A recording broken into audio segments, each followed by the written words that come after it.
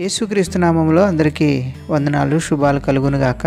ఈరోజు దేవుని యొక్క వాగ్దానము యెషయా గ్రంథము 9వ అధ్యాయము 2వ వచనము. చీకటిలో నడుచు జనులు గొప్ప వెలుగును చూచుచున్నారు, మరణఛాయ గల దేశ నివాసుల మీద వెలుగు ప్రకాశించును. దేవునికి మహిమ కలుగునుగాక. ప్రవక్త అయిన యెషయా ద్వారా నెరవేర్చబడిన ప్రవచన వాక్కులు ఇక్కడ మనం చదువుకున్నాం.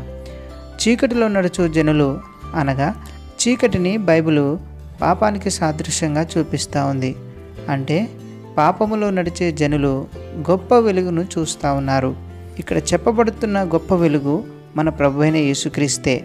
మరణఛాయ గల దేశ నివాసుల మీద అనగా మొదటి మానవులైన అవ్వ ఆదాముల ద్వారా మానవులమైన మనందరి మీదకి సంక్రమించిన చీకటి అనే మరణం ఏదైతే ఉందో దాని నుండి విడిపించడానికి వెలుగుగా ప్రభువైన యేసుక్రీస్తు ఈ భూమి మీదకి దిగి వచ్చాడు.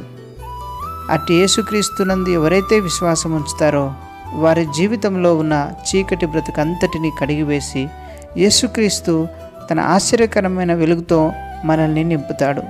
నిత్యజీవం అనే స్వర్గానికి నిన్ను నన్ను కూడా తీసుకుని వెళ్తాడు.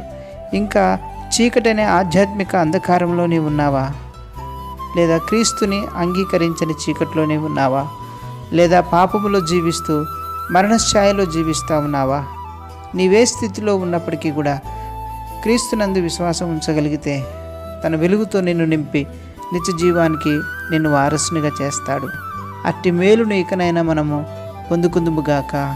ఆమేన్. ప్రార్థన.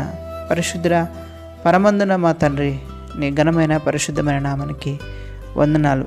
2000 సంవత్సరాల క్రితమే వెలుగై ఉన్న నీ కుమారుణ్ణి మా కొరకు ఈ భూమి మీదకి పంపించినందుకు మీకు స్తోత్రాలు. ఇంకా పాపములో, శాపములో, అంధకారంలో జీవిస్తూ మనోవేదన అనుభవిస్తున్నటువంటి నీ బిడ్డలందరినీ నీ వెలుగుతో నింపి అమితమైన సంతోషాన్ని మీరు అనుగ్రహించమని ప్రార్థిస్తూ ఉన్నాము. నీ ప్రియ బిడ్డల యొక్క మనోనేత్రాలకు గురుడితనం కలగజేస్తున్న అంధకార దుష్టశక్తుల నుంచి యేసునామములో విడుదల ప్రకటిస్తా ఉన్నాం తండ్రి. నీ వాక్కును విని గ్రహించే మనసును మీరు పుట్టించండి. నీ బిడ్డల హృదయాలను నీ వెలుగుతో నింపి నీ మహిమ కొరకు వాడుకొనమని యేసు నామములో ప్రార్థిస్తున్నాను తండ్రి. ఆమేన్. God bless you.